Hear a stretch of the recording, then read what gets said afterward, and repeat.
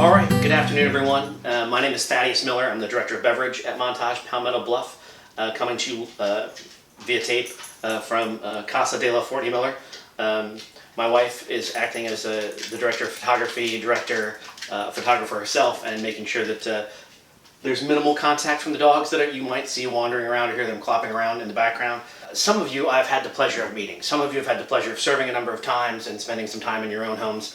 Some of you I have as yet had the pleasure of meeting. So in the interest of getting to know each other, I thought we'd just talk about how I approach smelling and tasting wines. And then as we do more of these, kind of chipping away, getting a little bit more in depth to maybe give you some more tools to better enjoy your wine.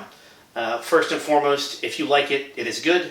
If you do not, it isn't, right? You shouldn't let anybody tell you what you think, right? My palate is different than yours is different than mine. My job is to give you some basic adjectives and tools to better describe what you do like and what you don't like, so that the next time somebody asks what they can offer you in a glass, you're better equipped to do that. So for me, I've started off with white wine so we can ease into this out of a very, very fancy and difficult to get glass. I like to taste out of white wine glasses, and why not have a chance to plug Palmetto Bluff while doing it.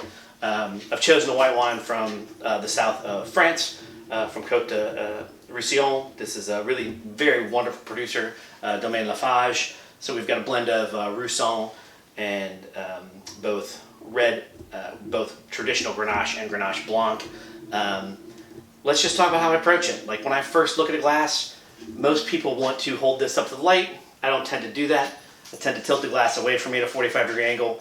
Gives me a better look at how the color changes from the center of the body all the way out the edge. This has got kind of a yellow golden straw color, which kind of goes to water. When you see people swirl glasses and they talk about the legs, I always say that I don't know what legs really mean in terms of whether wine is good. I do know what legs are on a brunette, and that's very important to me. Legs just tell you viscosity. So high alcohol wines have a higher viscosity, will stick to the glass and give you slow fat legs. Also high sugar things, whereas when you get in that middle ground of not having much sugar or much alcohol, things tend to just either sheet or run with thin, fast legs. That's just telling you what the texture in your mouth is going to be. When I smell, I don't tend to just stick my nose directly in because there's alcohol in here. It'll put my nose to sleep, right? And 90% of what you taste is what you smell. So I like the way that Bob Smith from Boundary Bottle Company tastes. Like myself, we all started here and kind of bring our nose gradually into the glass. But instead of just going directly in, you'll see it, especially with liquor and the Coors, things that have more alcohol, but it works with wine as well. He tends to put the far edge of the glass right at his lip, so that the aroma gets into his mouth when he inhales, and also up in the nasal passages, and then slowly brings his nose into the glass, so it's not such a jarring experience. I tend to think it what I notice first to talk about style. So 9 times out of 10 in the new world you get fruit first and then earth and spice afterwards. In the old world you tend to get earth and spice first and then fruit. But here it doesn't jump out of the glass at me. It's kind of very much like Del Monte fruit salad. There's a lot of canned peaches and pears in there. A little bit of like Meyer lemon, and then I like to take a taste. I know that it sounds like I'm eating an Asian noodle bowl. That allows me to get air and wine all over my palate, and then it allows all of those aromas to get up in my nasal passage to give me a real idea of what I'm smelling and tasting. However you choose to taste is the right way, right? I do recommend swirling because we're getting air into that wine, and more importantly, we're getting wine into the air so we can smell things, which, as I've already discussed, is 90% of what you're going to taste in wine is really what's in the aromas of it. And I've never tasted wine and not thought about what I would like to eat with it.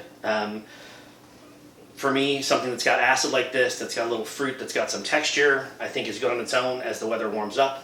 It's about to be very serious barbecuing season here, and you know, even while in quarantine, you can barbecue. You can step outside your back porch and get something on the grill. This is going to be great with chicken or fish or pork. It'll take some spice if you're just doing tacos.